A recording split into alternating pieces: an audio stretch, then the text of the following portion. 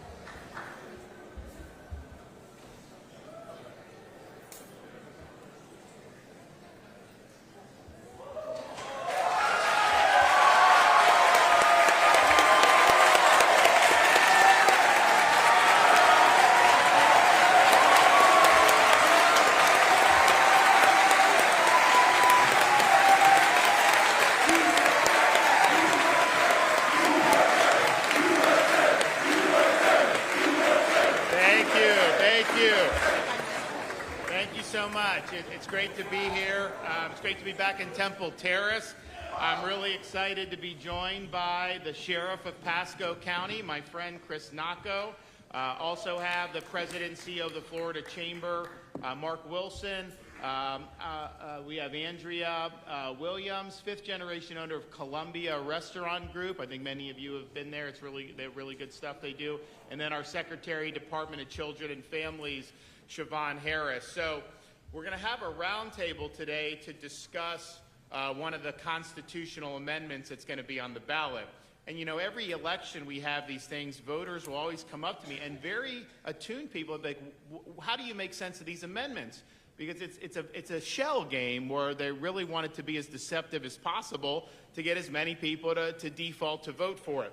So the first thing I'd say is when you're amending the Constitution, that's different than doing a normal policy that you can have your city commission can do something, county government can do, the state legislature can pass a law that can go into effect. But you know what? That can be changed. So if you do something and you figure out, hey, it needs to be tweaked, you can tweak it. When it's in the Constitution, that trumps any ability of the people of Florida to change through their electoral process. And so it removes issues from you, the people of Florida, to be able to decide at the ballot box through electing people to represent you, whether it's in the legislature or local government. So this is playing for keeps. Once it's in the Constitution, it can't be changed in the ordinary political process. So you can elect a wave of people to the state legislature. They will not be able to change, whether it's Amendment 3 or Amendment 4. That's it. And so the frame of mind on this needs to be, your default position should be you're voting no on amendments. The people that are proposing amendments have the burden to prove to you, beyond a very high standard of doubt, why this is something that should be put into Florida's Constitution, why this issue should be taken away from the people effectively forever. And if you're going, because some people say, well, you know, I see this commercial, I see this commercial, I see this, what am I to do? If that's your position, you vote no. If you don't have a firm idea of what this will do, if you're not absolutely convinced this is going to be good for the state of Florida, then the default is no. You should never vote for one of these things if you're not sure about what's going to happen. I think it's very important that people go into this eyes wide open. And if you're going to vote for whether it's 3 or these others, you got to know what is actually in the amendment. And look, I'm going to go through this. I don't think there's a lot of people that can justify some of the things that are in here. And there's reasons why there's some egregious provisions in it. But if you honestly like some of the stuff in here and you go into it eyes wide open, well, look, it's a free country. Do what you want. But do not be unsure, vote yes, and then come back a year later and say, oh, I didn't know it was going to do that. I didn't know. No. Your default is no. If they can't prove to you that this should be in the Constitution, then you just move on with the no vote. And so questions also, how did this amendment get on your ballot? It didn't just grow on a tree somewhere. It wasn't just dropped down like manna from heaven. This amendment was written and put on the ballot, and it's attempting to be passed because of one mega marijuana company. So the text of the amendment and the ballot summary was written by the CEO of the company. The company is traded on the Canadian Stock Exchange, so it's a publicly traded corporation. They have now pumped into this effort to amend your Constitution $141 million. Never been done before by a single company for a ballot measure, not only in Florida history, but of all of American history. So the question you got to ask yourself when you know that is, okay, a publicly traded company has a fiduciary duty not to do what's best for the state of Florida, not to do what's best for you as individual Floridians. Their fiduciary duty, and rightfully so, is to maximize profits and maximize shareholder value. So the only way they could justify spending $141 million to try to enact a constitutional amendment that they have drafted is if this will guarantee that they generate major profits for their shareholders. So that's the point of the amendment. The point of the amendment is not to do what's best for you. It's not what's best for Florida. If they did that, they would be violating their fiduciary duty to their shareholders. So that's why this got on the ballot. And keep in mind, the ballot summary that you'll see on your ballot, that is not the text of the amendment that will actually be added to the Florida Constitution. They don't provide that for you. You got to go online and you got to get it. And the reality is the ballot summary was also written by the weed CEO. It's poll tested. It's designed to be as innocuous as possible. And it does not fully inform you about what you would actually be adding to the Constitution of the state of Florida. Now, this is being packaged as you need safe and regulated marijuana market and that people shouldn't be in jail for using marijuana. First, we have safe and regulated and legal marijuana under our medical program in Florida. And there's almost 1 million Floridians that have these marijuana cards. I can guarantee you all those people do not have debilitating illnesses. I mean, let's just be honest here. Are you kidding me? I mean, are you honestly going to ask, to try to sit here and say this is hard to get as it is?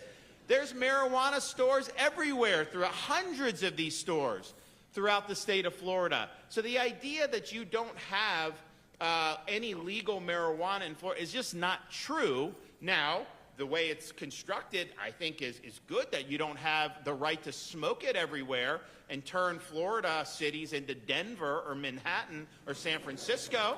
I mean, I think that's really good that we have it that way. But the reality is that it is already legal under that program in Florida. Almost 1 million Floridians have taken advantage of that. Now, whether you had medical or not, obviously people use it outside of that. I understand that. So the question is if someone's doesn't have a medical card, they're using it, how is it fair, or why is it good policy that someone should end up in jail just for smoking marijuana? I can tell you, it's not good policy, and it's not happening in the state of Florida. So I ask, because I'm hearing this argument, how many people, I asked our head of the Secretary of the Department of Corrections, how many people are incarcerated in any Florida facility for use or possession, simple possession of marijuana. You know the answer that they gave to me? 0. Not a single person is in jail for this. So this is not a reason to want to enact a corporate scheme into the Constitution. And so the main arguments they're putting are just bogus. Now, some people will say to me, well, free state of Florida, we were open when the states were closed in COVID. We got this, school choice, all this stuff. It's the freedom state. Isn't this Amendment 3 about freedom? No, not at all. And obviously it's written by a company, 140 million. They're not concerned with freedom. They're concerned with their profits. So it is true on this that if you read the text, you will have a right to possess and smoke up to 3 ounces of marijuana, which is about 100 joints. That's a lot more than California, a lot more than Colorado. And so it's true. You have the right to possess and smoke, but only if you buy it from them.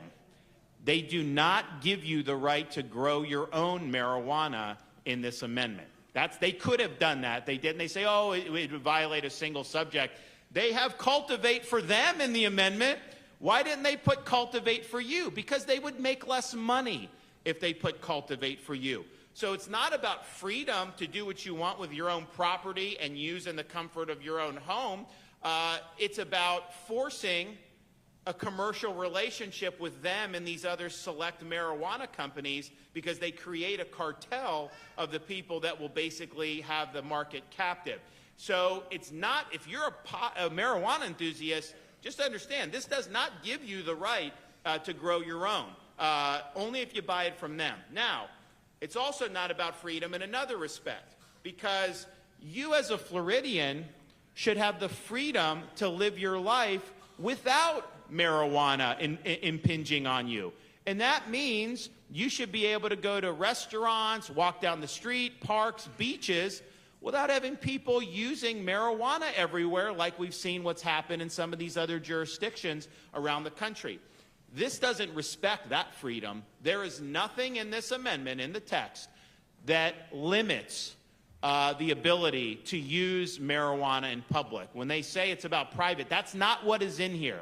This is an unfettered constitutional right where there can be no penalties in any way for possession and use. Well, I mean, how are you going to be able to restrict it in public places if you can't do it? And they could have written a provision in here that said the legislature shall be able to do time, place, and manner restrictions. Interestingly enough, in Florida's medical marijuana scheme, it limits use of medical marijuana, or allows the limitation of medical marijuana to not be used in public. So if this passes, it'll actually be, if you read the text of what the Constitution will say, it will provide for limiting public use of medical marijuana, but not recreational marijuana. How ridiculous is that to be in your Constitution? So this authorizes rampant public use of marijuana. Has that worked out well in Denver? Has that worked out well in San Francisco and some of these places? And I would also point out, because some people say, oh, the legislature will come in and fix it. There's nothing in here that gives the legislature any authority to do that. It's crafted as a constitutional right, which is interesting because I don't think any other state has done it this way. Think about it. You don't have, beer is not a constitutional right. Eating potato chips is not a constitution. Like, why this one product, this one drug, are you making it? This is an anomaly. Like, that's never how we've done business. It's one thing to remove criminal liability, even though we don't have it effectively for possession and use, simple use. But this is written in a way that's going to have huge, huge ramifications for how Florida is governed into the future. So if you're somebody that's out there, and I'm sympathetic to this view, say, look, marijuana's not for me, but people want to do it on their own time in their home, whatever. It's none of my business. I just don't want to have to be, smelling it everywhere I go, or seeing it being used, or having people drive while high and all this stuff. Just understand, the way this is written, you may not have any interest in marijuana, but marijuana will have interest in you. And this will impact the quality of life and the culture of the state of Florida. There's just no other way about it. And I can tell you that, you should never vote for an amendment if they're telling you, oh, yeah, it's flawed, it can be fixed by the legislature. Why the hell didn't they write a good amendment to begin with then? Why should you vote for something and then pray that the legislature's going to fix it? It's BS.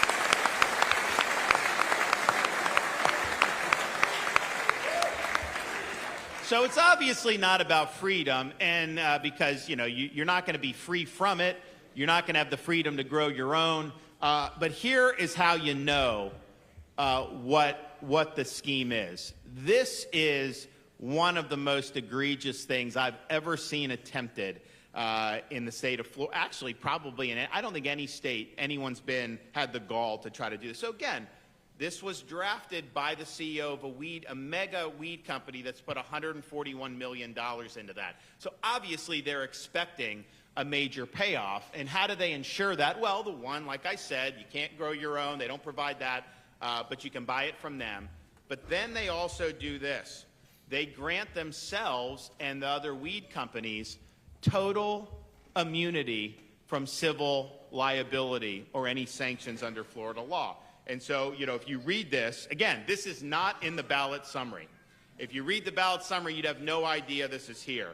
But this is under the section about the medical marijuana, about the marijuana companies. So it says, any of these companies acting in accordance with this section as it relates to acquiring, cultivating, processing, manufacturing, selling, and distributing marijuana products and marijuana accessories to adults for personal use shall not be subject to criminal or civil liability or sanction under Florida law. Do you see any exceptions in that language? This matters. The language they use really matters. So this is like an immunity shield that even would make Big Pharma blush. This is Big Pharma on steroids to have blanket immunity. So what does that mean? Well, if they sell you defective marijuana, you can't sue them. If they're distributing it, truck of marijuana go into a dispensary and they run somebody over, they have immunity for distribution. You can't sue them. Is there anybody that can honestly justify this language being in Florida's Constitution? And think about it. The way this petition amendment process was envisioned in 1968 when Florida's Constitution was created, they never envisioned that there would be one company that would spend $140 million. They thought it would be like, PTA moms, working in the neighborhood to get petitions to do something, whatever. And if that was how this came into being, you would have had a totally different amendment written. If this was grassroots activism, there's no way grassroots activists would have immunized these big companies. It just would not have happened. So this is very reckless to put in the Constitution. Again, on your ballot, if you read it, you would have no clue that was in here. You got to read the actual text of the amendment, and that's that. And I think it's really, really outrageous that one company would write it and provide that level of immunization for themselves. So this will cause huge problems. I don't think any other state has anything even close to this. So you can think about kind of how this has worked out in other states, and I think it's worked out very terribly in these states. But that's just scratching the surface with this amendment. I think Florida's going to have way more problems than any of those states had because this text matters. This is what courts are going to apply, and when you write a blanket immunity, I can tell you this, if this passes, they go in, they sell somebody weed, it's defective, maybe someone has a seizure, and they go into court. Do you think the weed company's lawyers are going to say, oh yeah, we're liable, or are they going to cite this provision and say we're immune? Of course they're going to cite the provision. That's why it's there. So really, really reckless that's going on. Now, you'll also hear, well, this will generate huge amounts of money for education and for law enforcement. Again, the text of this amendment, there is nothing in this amendment that allocates any funding, zero, zilch, to education, to law enforcement, or to anything. In fact, there's no guarantee the legislature would even tax it, but here's the problem when you tax it. It raises the price. What does that do to the black market? It increases the black market because the black market can service the consumers at a lower price. Obviously, when you're removing any prohibitions and people are using it in public and it becomes a bigger part of the culture, use increases and demand increases, so that black market will grow dramatically. So this idea, they'll run these commercials, oh, let's have a safe, regulated market, get rid of marijuana on the street. Colorado, California, New York, everywhere that's done it, without fail, the black market has ballooned. It's gotten much bigger. So do not vote for this thinking that the black market will go away. It will not. It will get bigger, and they'll have an ability to undercut the price as a result of this amendment. So that whole thing is just nonsense. It's not going to raise revenue. And in Colorado, I think initially it did raise revenue. Now it's totally cratered. So like they have obligations that they're trying to fulfill, thinking that the weed would just let them ride and they could just get all this money. That hasn't happened. And it's also the case. Let's just be clear about Florida. Since I've been governor, we've tripled our rainy day fund. We've paid off 36% of our state's historical debt. Since the 1840s to the present, we've paid off 36%. So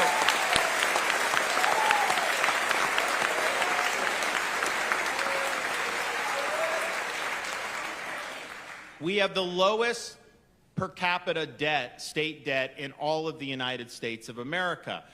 We've cut taxes. We've done all this. I vetoed billions of dollars in spending to make sure our budget, I think we're one of the only states. We had a budget this year, current fiscal year, where we're spending less than we did last year.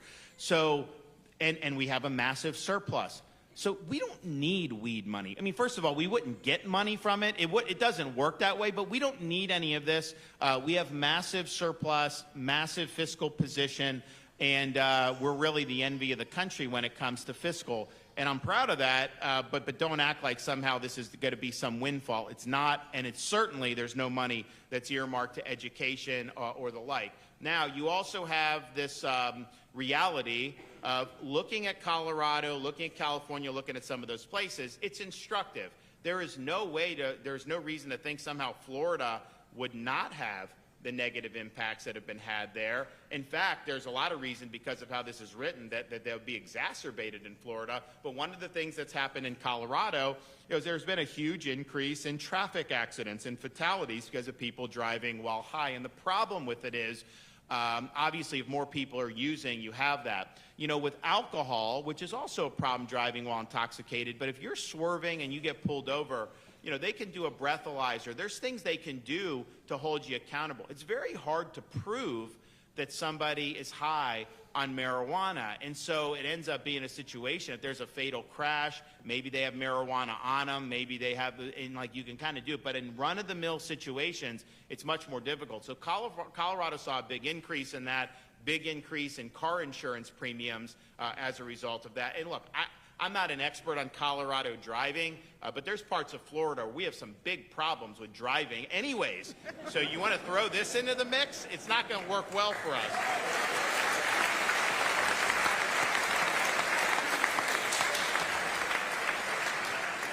The other issue is, and there was a great advertisement that was put out by, there was an ER doctor from California, and she basically said, look, since California did this with the marijuana, here's what I'm seeing. And so you can't do it to anyone under 21 in California. That's the same proposal here. But the reality is they package gummies, and so it'll look like Sour Patch Kids or other types of candy that appeals to young people, and sometimes very young people. I mean, not just like 17, 18-year-olds. You're talking about 12, 13-year-old kids, that get these gummies and it causes big problems. So she's seen a big increase in emergency room visits for people that are doing this stuff. And again, it's an illicit product at that point, but it's packaged and intentionally done in a way to appeal to children and to minors. And so she's seeing that, and she's seen a big increase in that. And here's the thing, for families, and you have young, I've got a second grader, first grader, and a kindergarten or preschooler. And I know there's a lot of Floridians that are raising kids now.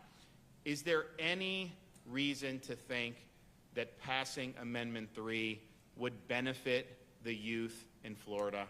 Is there any argument that will say that it will actually be better for them? I think we all know that, you know, if this stuff's everywhere in society, it's going to percolate down. We've already seen how these marijuana companies have acted with these gummies and all this other stuff. It will be bad for kids. That's just the reality. And so just understand that and accept that. I don't see how you can argue any other way. So this is a really serious thing to put in a constitution. And I would, obviously, if you're not someone that's enthusiastic about marijuana, I think it's probably a pretty easy no for you. If you're somebody that's indifferent about marijuana, just the way it's written, who's it's written by, the fact that this is a big corporate scheme, you know, you should probably, you know, not want to do. But even if you're enthusiastic about marijuana, and even if you're not satisfied that we already have almost 1 million people on marijuana cards and nobody's in jail for it and all that other stuff, this is not the way you would go about doing this. I mean, this is the last way you would go about doing it, but you understand why it was written the way it was, because it will, if passed, serve its intended purpose. And the intended purpose is not to benefit you, not to preserve your freedom, not to benefit the state of Florida. It's simply to guarantee them profits on the backs of the people and consumers in Florida. So even if you're very enthusiastic in that way, understand what this is. And so I appreciate everybody just going into it eyes wide open. Please read the text of the amendment for yourself. I'm quoting it.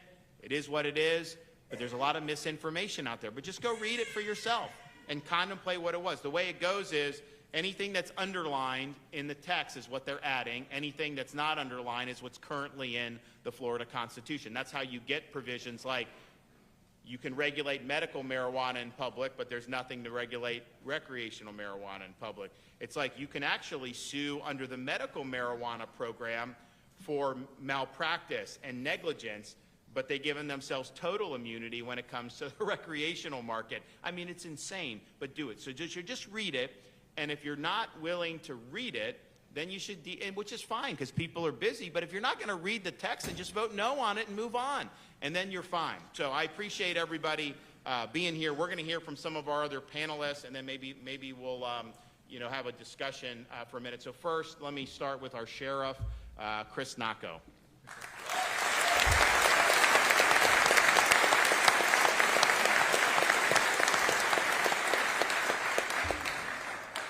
I want to start by thanking our governor very much for his leadership, but I also want to thank our Lord Jesus Christ for giving us such a courageous leader in our state.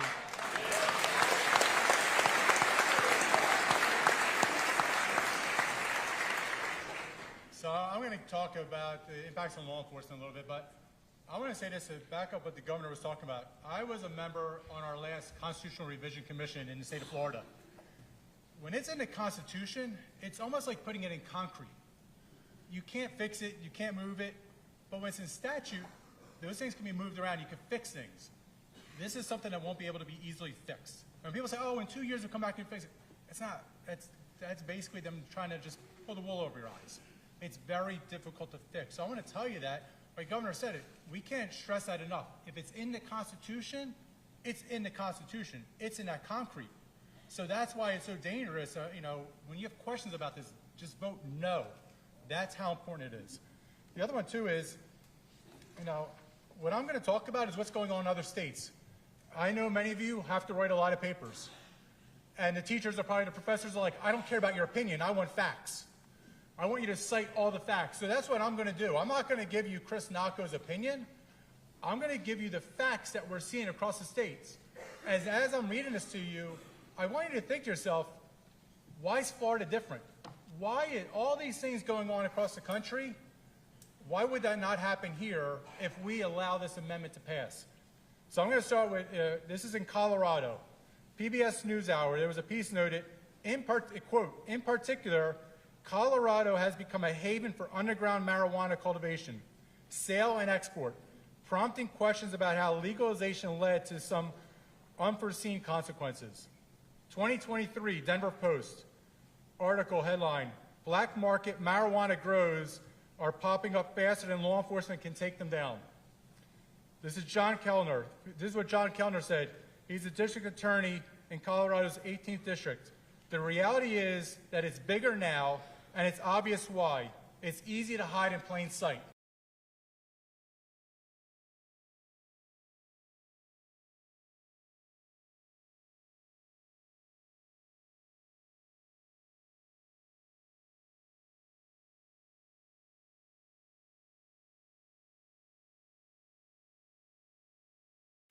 And I know nobody here wants to be like California, but let me all tell you,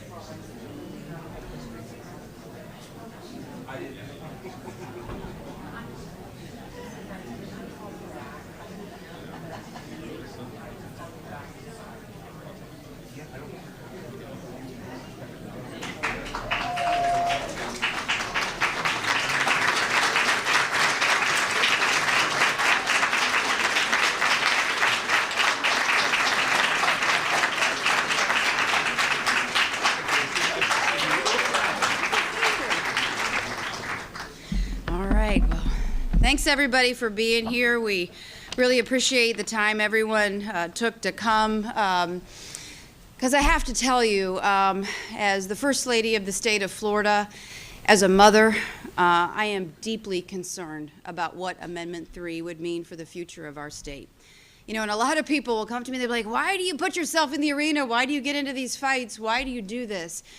Because when you see something as bad as what Amendment 3 represents, and you sit on the sideline knowing what they're trying to do to our state, and you don't fight, I think it's malpractice on behalf of this office of First Lady. It's not about me. It's about what do you do with the office and the opportunity that you have presented for you to go and fight on behalf of the people of this state and the direction of this state as we go off into the future.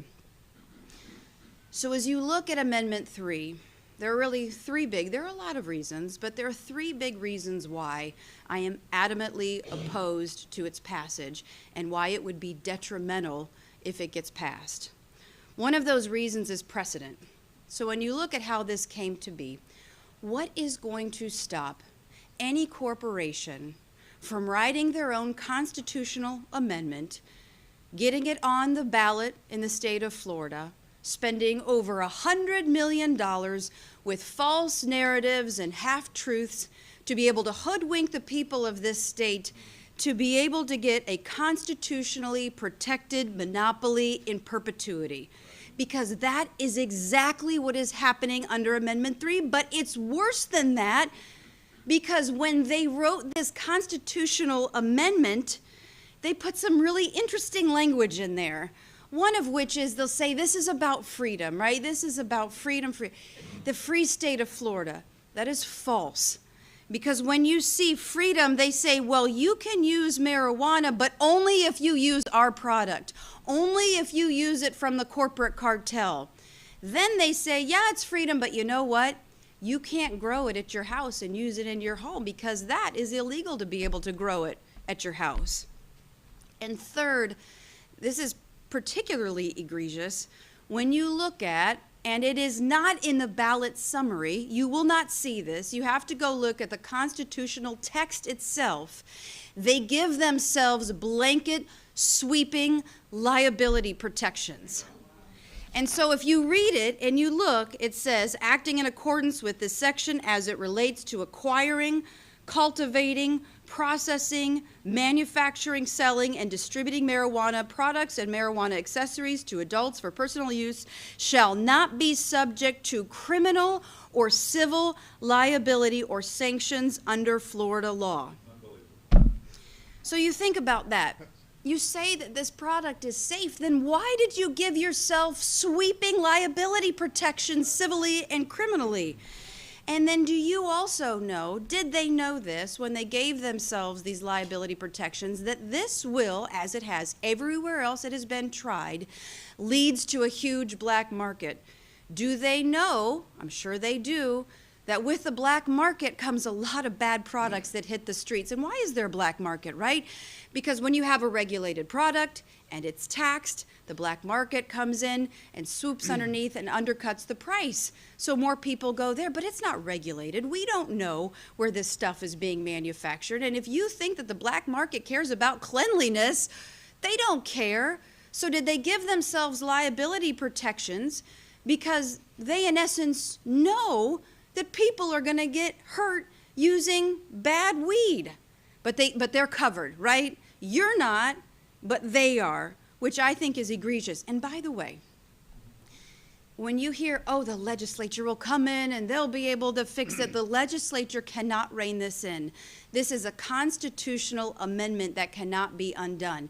And law enforcement, as you'll hear in a second, they will be rendered powerless to do anything about it, because under this, when you look at, and we'll get into the public use in a second, non-medical personal use of marijuana products by an adult is not subject to any criminal or civil liability. So when you talk about my second point in this, when I looked at the first, the precedent is a bad reason to vote against it. You don't want another corporation to come in and hijack our Constitution. The other one is everywhere you go in the state of Florida, inevitably, it's gonna reek of pot.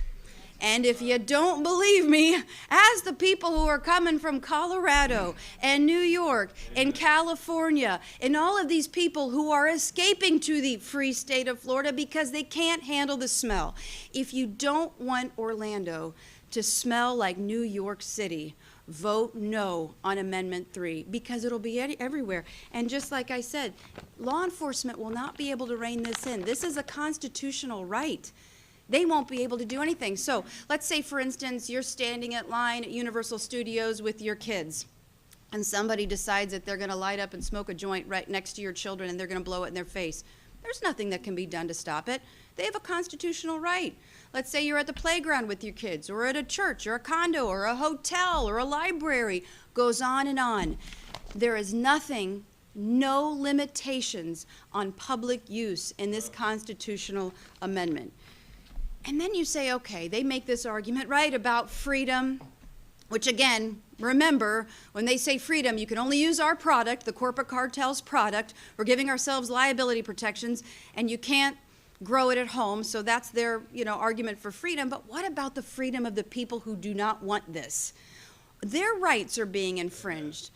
What about their freedom? They're being left out of this equation. You want to be able to go enjoy life with your children. You want to be able to go to a Little League game and sit there and be able to breathe. You have zero recourse. And again, if this passes, you will not be able to get the genie back in the bottle. This will become mainstay. And then you say, well, again, going back to the legislature, they can't do anything. But Colorado, they did put prohibitions on this when they passed it, by the way, and they'll admit that it failed. But they're not enforcing it. They're not doing anything to stop it. So once this happens, you cannot unring this bell. Then the other third part I think is needs to be a part of the conversation too, is just the well-being of the state, the future of this state, our families, and particularly our children, right? Can anybody look me in the eye and tell me that this is a good thing for our kids? To show the precedent it sets by saying, you know what, recreational is a really good thing, there's no adverse effects to it. No. Anywhere it's been tried, talk to the people who are there. As a matter of fact, when you talk to the Chamber of Commerce, one of their counterparts over in Colorado said, whatever you can do, stop it now. Stop it now before it gets out of control. But for our children, there needs to be, and it's there in some capacities, an understanding about what this means to their health. So you look at the marijuana of the 1970s and you fast forward to today, this stuff is 25 and 30 times more potent. Dr. Ladapo, our great Surgeon General, is going to tell you absolutely there is a link, especially for children who are predisposed, who are using marijuana a lot, to schizophrenia and psychosis. I've seen it firsthand. It's like I've had the privilege and the honor, really, just to be able to travel around this state and to meet a lot of really wonderful people. And I actually went to Jackson Memorial Hospital, and I was at one of the Baker Act receiving facilities, and I was talking to one of the physicians who was on the front lines. You know, as the kids are coming into the facility, they go through a 72-hour wait period. And this is a time where I really didn't know that much as I know today about the adverse effects of marijuana, particularly on a developing brain. And I asked him, I said, do you see, does marijuana play a factor in any of this stuff? And he looked at me straight in the eye without hesitation and said, it is undeniable. They're seeing these kids coming in with really bad mental health problems. They see it.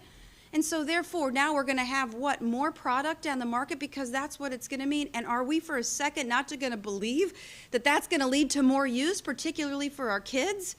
And the other thing that really makes me mad, and you answer me this, why do they package this stuff like gummy bears? Why do they do that to our kids? Do you know what happened in California when they did this? Calls to the poison control hotline went up 445% for kids who got into marijuana because of like gummies and lollipops and cookies and brownies and all of this stuff. So you look at their future, that's not good for them. Then you're going to hear in a second about all of the problems that you see on the roadways. So of course it's going to lead to more accidents. It's in the data. We see it everywhere it's been tried. Fatalities relating to marijuana on our highways, on our streets, went up double-digit %. So like in Oregon, I think it went up 22%. So of course it's going to happen. That's going to impact every one of you. And I would even argue that that number is higher because it's hard to determine a lot of times with the equipment that these guys have to be able to test for the levels of THC. But you're seeing this happen in society. Ask the people who are fleeing to the free state of Florida where this has been tried. Do you regret this decision?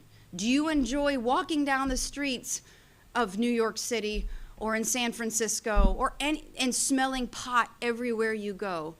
Because if this passes, you will not be able to undo it.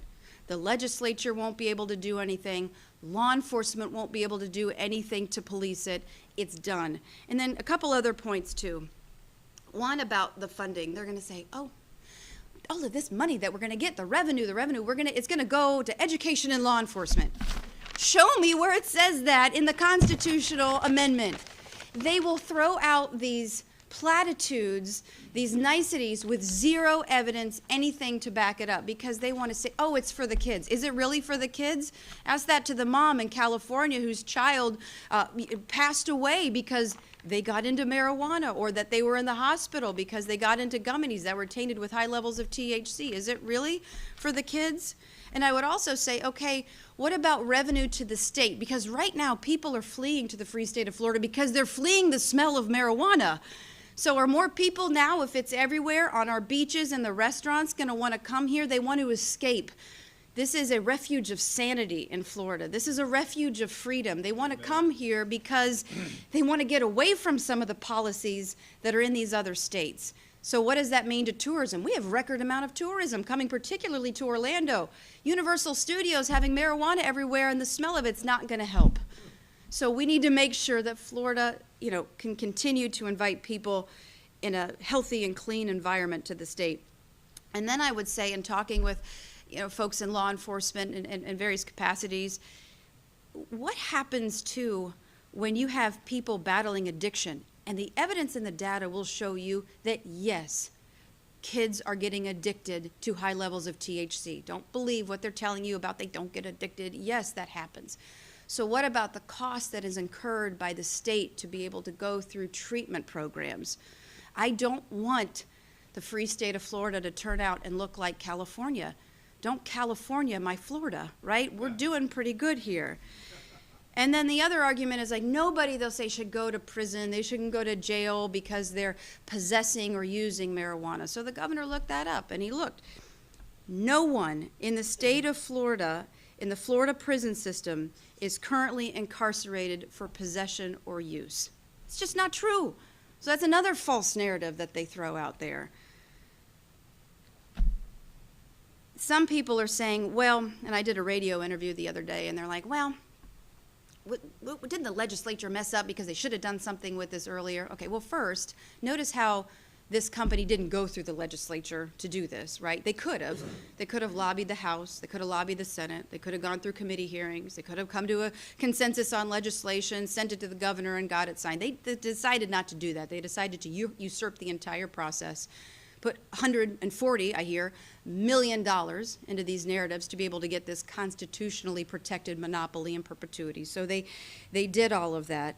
But what about and I said to this radio host, because he's like, well, shouldn't they have done something? I said, well, that's not the right vehicle if you believe that they should have done something. But I will also say we currently have a regulated medical marijuana market in Florida where you don't have rampant public use. People who want it or need it can get it. We probably have issued over 900,000 medical marijuana cards. I don't hear a lot of people complaining about not being able to get a card. You see stores all over the state of Florida. So there is an avenue for people who want to do that, to purchase those products and do it in the privacy of their own home without on their beaches or anything, like that, in malls or wherever, in hotels. Just go into this, as the governor says, and I am so appreciative of his fight to stand up for what is right, for what is true. Don't be deceived by what they're trying to do. Don't let them hijack this corporate cartel, our constitutional system, by feeding you a lot of false narratives, half-truths, and flat lies, because they want money. They want money on the backs of your family, of your children, and they are not interested in the overall well-being of this state. And so, God bless Governor Ron DeSantis for standing up and fighting back with all of this.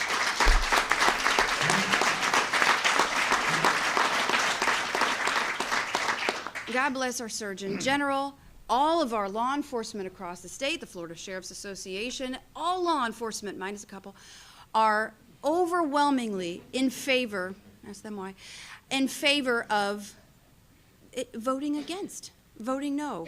And so when you see this many people standing up and saying, Florida, this is your moment to fight back. This is your moment to say, no, we are not going to let corporate greed hijack our Constitution. We're not going to jeopardize the future of this state. This is not about your profits. This is about the best interests of the people in the free state of Florida. And so with that, I beg you and I implore you, vote no against Amendment 3.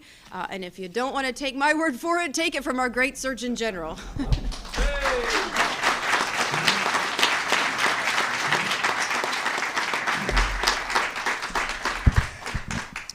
Hello, everyone. Good morning. Good morning.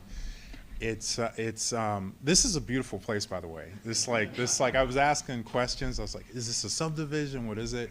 We were coming in. I had kind of a late night and early morning, although that seems to be what every day looks like. But so I had to cut my workout short a little bit.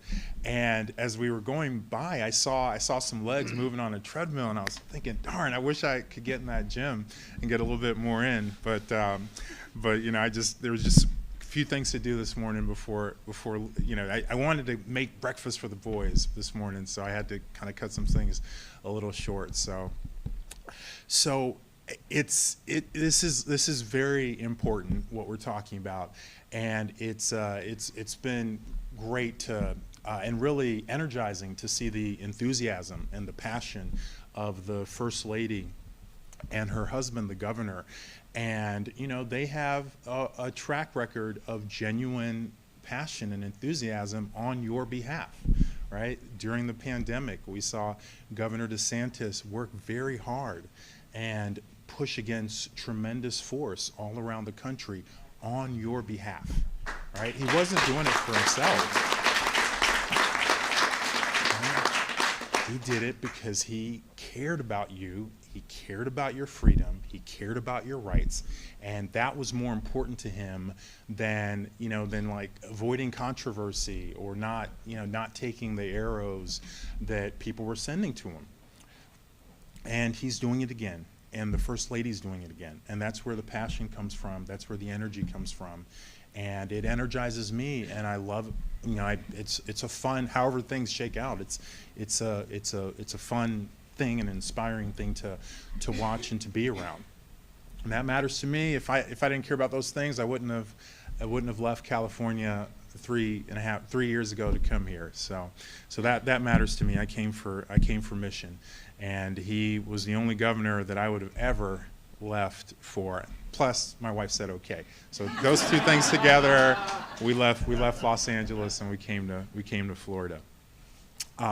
So you know, this is, I'll talk about the health stuff, and the health stuff is very important, largely because people largely don't know about the health stuff, the addiction, the mental illness, the psychosis that's associated with it, the fact that the marijuana that people use nowadays isn't the same as what people, you know, thought was cool back in the 60s or 70s. There's a whole lot more THC in it now, and that's psychoactive, right? That's probably related to why there's such a strong signal now for things like schizophrenia in young people. But before that, there's some things that are just so compelling about this amendment, this proposal that people are talking about. So I'm going to use an analogy. So imagine that, you know, that you're getting married, all right? And you know, and I'm going to say, imagine you are the wife. And this goes even for the men in the family, for the men in the audience, that you're the wife. Because I think that it doesn't work the other way around, because I think it's appropriate for a woman to be the queen of a family.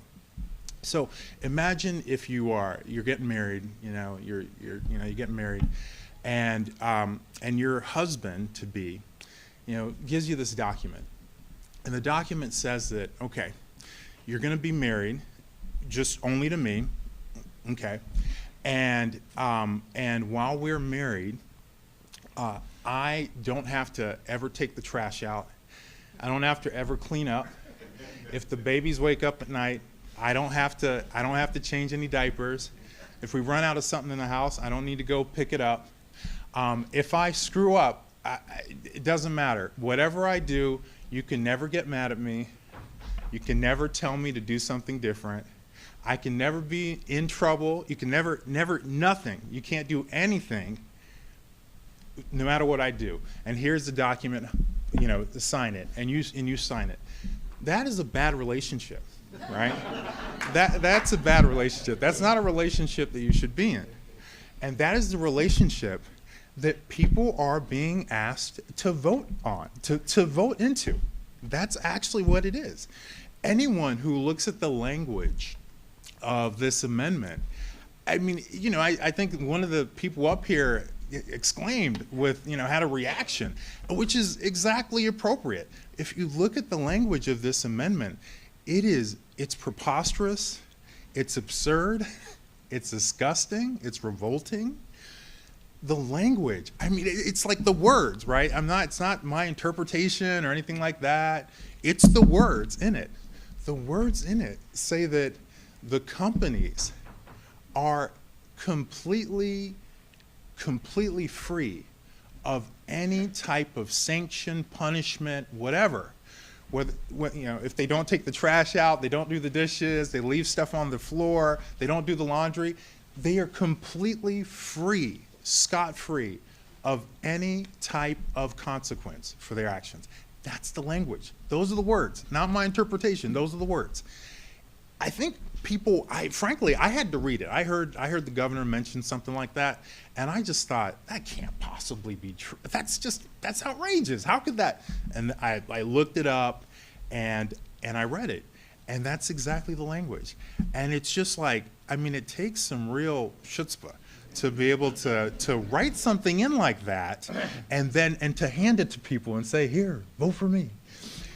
And I don't even know where to start, because it's hard to wrap your mind around that something like that how can something like that even be legal, but that's the language that people are being asked to vote in. That's the relationship that people are being asked to enter, right?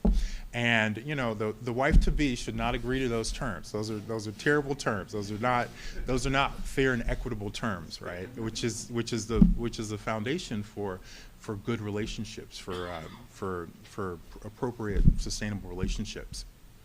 So that's just, that's like, I don't know, you don't even need to know more than that, right? That's just not something you should participate in, right? But beyond that, so the thing I love to do, I love being a doctor, I love doing research also. And as a doctor, health is something that, I like talking about and thinking about, and health stuff. So a few things are really important to know. So marijuana, even though historically people haven't thought of it as a drug that can cause addiction, it totally causes addiction, and quite a lot of it. And it probably, my sense is that it probably reflects how THC, the psychoactive cannabinoid, is just so much more now than it was decades ago in marijuana, partly, of course, because companies that make this stuff have been sort of doing their horticulture stuff to select for strains that have more THC. But it is totally addictive. I mean, if you talk to any emergency department doctor, he or she has seen patients come in who are, for example, come in with something called cannabinoid or cannabis hyperemesis syndrome. People are miserable. They're vomiting. They have abdominal pain. The only risk factor that's been identified is using marijuana. And unfortunately, the worst part, the only treatment is to stop. You give them antiemetics, you give them fluids, you give them pain medication. But it's really just time that helps their symptoms go away. And they still can't quit. I mean, it's, people are miserable, but that's what addiction is, right? People, they ruin their lives. And I say this without judgment. It's a terrible thing. And people don't want to be addicted. But nonetheless, even if you don't want to be addicted, I mean, the addiction wants you, and you don't have you have almost no choice, right? That's the power of addiction. It leaves so little room for light and for breath, and unfortunately, these people will keep using, and it's just that's what addiction is, and so that's just addiction is absolutely a real thing, and it is strange that at the precipice of this epidemic that we've had of drug addiction, fentanyl deaths, opioid deaths, that, by the way, was partially engendered by my colleagues. Like, we were the ones writing the prescriptions. We were the ones writing extras of the prescriptions. We were the ones who, I don't know why, but believed the drug makers when they said that OxyContin wasn't addictive. So we perpetuated that. And so addiction is, it is a part of what we're going to see more of, and it's weird to be, supporting policies that just make that more likely. Like, why are we doing that when so many people are already struggling with addiction and it affects so many families? So as I say that, I think back now to some of the commentary I've seen and heard about people who want to support this like, it's not a marijuana legalization. Like that is actually not what it is. It is a bad relationship. I actually think I personally don't love drugs, but I think it's fine for people to, you want to grow marijuana in your yard, you want to have parties, hang out with your friends, God bless you. I want you to do it with open eyes and know that, it's not something that you get to do for free, because it kills brain cells, it has other health effects. But most people are on the same page about that. But this is not a marijuana legalization. This is a very bad relationship that you should avoid getting into. But some of the comments I'll see is, government's trying to tell me what to do.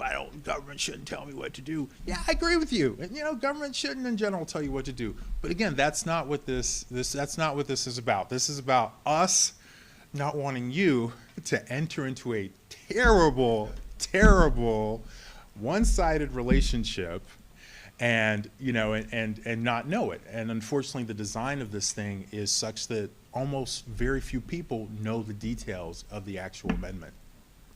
Something else the First Lady mentioned.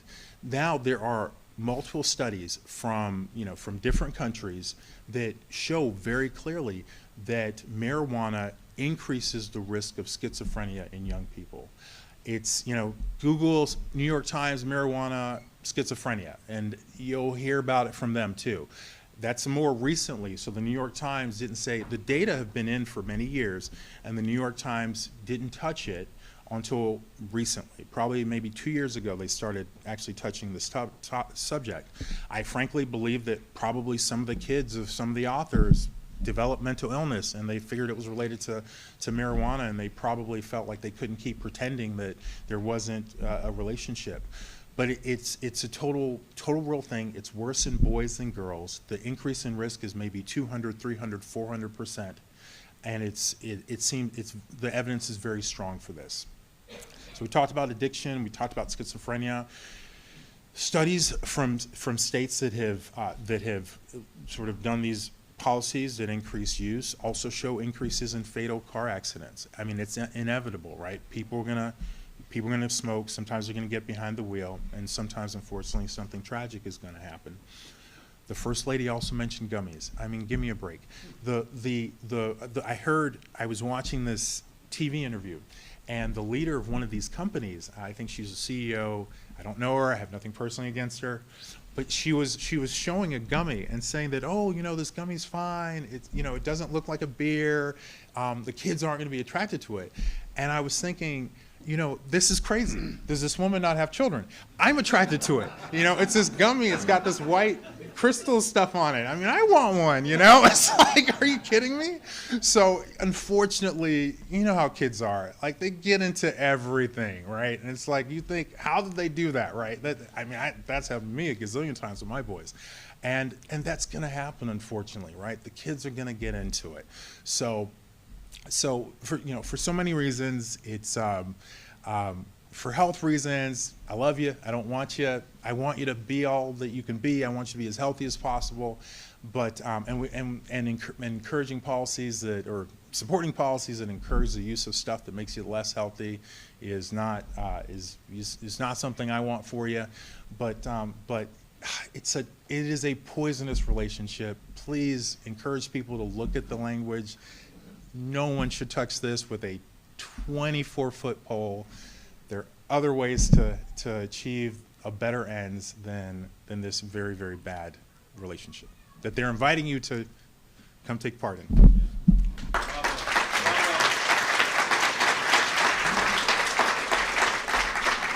Good morning, everybody. I'm Sheriff Wayne Ivey out of Brevard County, and I am honored to be here. I'm honored to be standing up here not only with our First Lady, but also with our Surgeon General, who helped steer us through so much of COVID and kept Florida as the free state. So our First Lady said she's up here because we have a due diligence to go after this and to work hard against it. What she also is standing up here for is because, like you, she's a parent, and she knows how bad this is going to impact our state.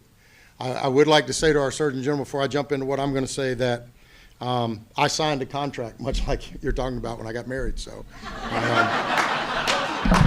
It can go the other way. Yeah, it did. It did. So, Yeah. yeah, I could have used that speech about 20 years ago. So, yeah. So, thanks for not sending that memo out earlier.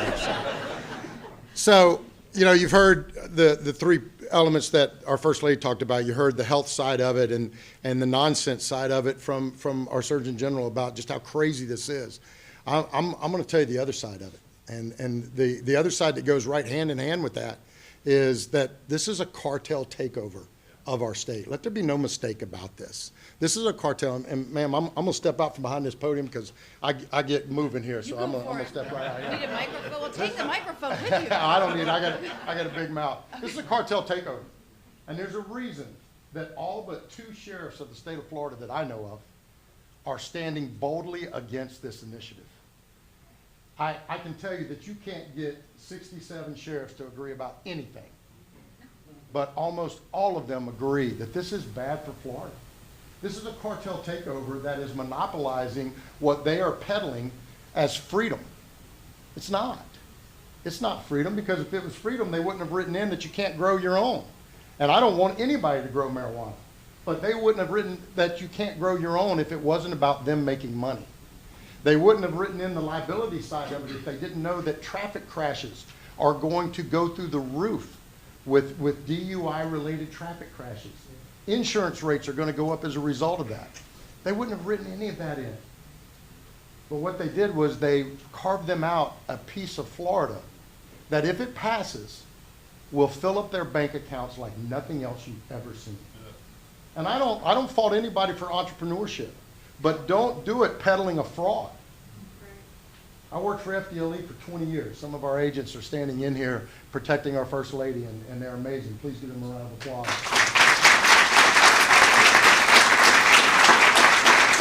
I worked for FDLE for 20 years, and at one point I ran the task force on fraud in the state of Florida. And if I was running that task force today, I think I'd be looking at this going, this is a fraud. You're peddling this, that this is freedom for Florida. No, it's not.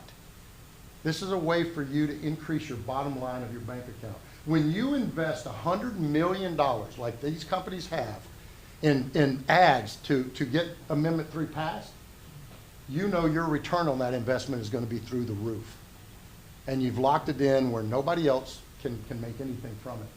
But that's the sick side of the fraud. The even more concerning and disgusting side of it is you know what it's going to do. Sometimes we have to sit there and go, could it really do that? Could it really do this? We don't have to in this case, because all we got to do is look at the data from other states that went down this path. The same states that are now trying to put the bullet back in the gun and reform these measures, that they can't because how they were passed. I have friends of mine that are sheriffs in Colorado and other states that have passed this, and they said it is the most troubling and dismantling thing they ever did for their state. That they've seen it go across the board. So I talk to sheriffs, I talk to others that have a mission on this, but the best lesson I ever got from this was during a program we do in Brevard County. It's called It's Time to Be a Parent Again. And by the way, it is. It's time to be a parent again. But in that program, I bring 8 inmates up and set them on a stage in front of parents, just like yourselves. And the parents can stand up and ask them any question they want to ask. It's unscripted. I have no idea of what these inmates are going to say. They volunteer to be on that stage. In the very first program we did, a parent stood up and said, do you think they should legalize marijuana? All 8 inmates said absolutely not. Marijuana is what led me to coke, to heroin, to opiates. That's what led down that path. That's criminals telling you don't do it.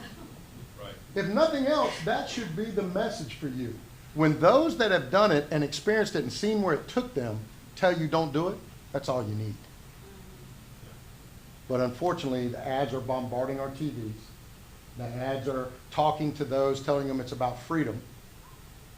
And it's telling you this ballot language tells you everything you need to know. No, it doesn't.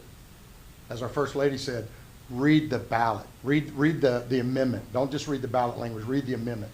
Because what's in that amendment doesn't give law enforcement or education money It doesn't do anything except give them the freedom to sell you marijuana and make money off of it, and you can't do anything about it.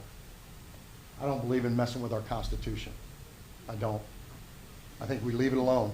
It's worked for Florida. It's worked brilliantly for Florida. Amen. That's why people are moving here in mass amounts. They're leaving these other areas. When you look at how we now will have to deal with the increase in DUI. If somebody's drinking and driving, a breathalyzer or blood work tells us what their BAC is at the time that we actually stop them.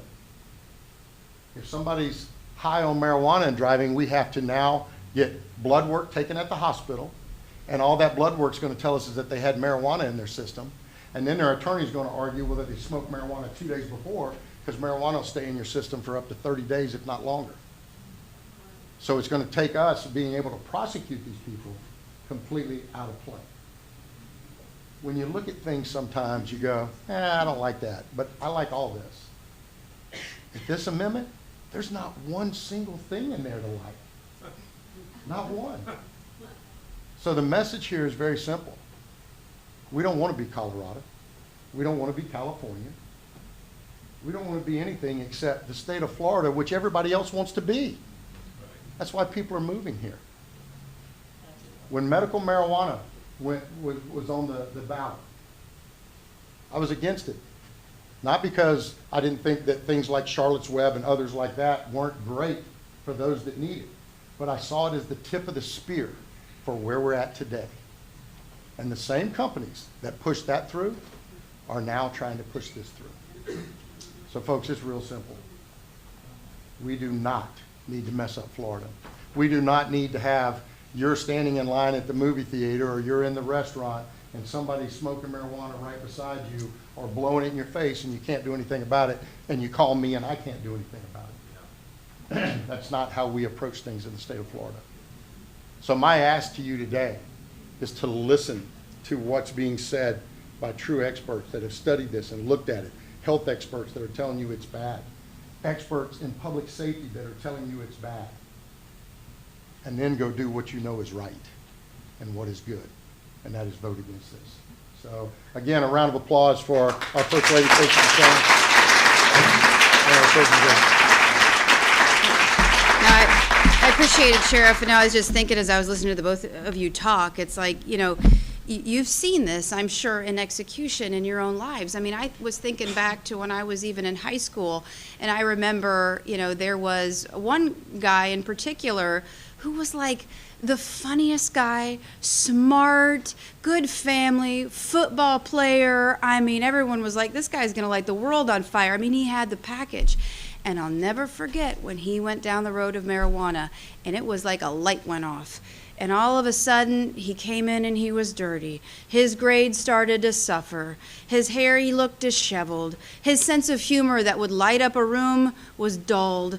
It took away his innocence. It took away his potential to live up to his God-given potential.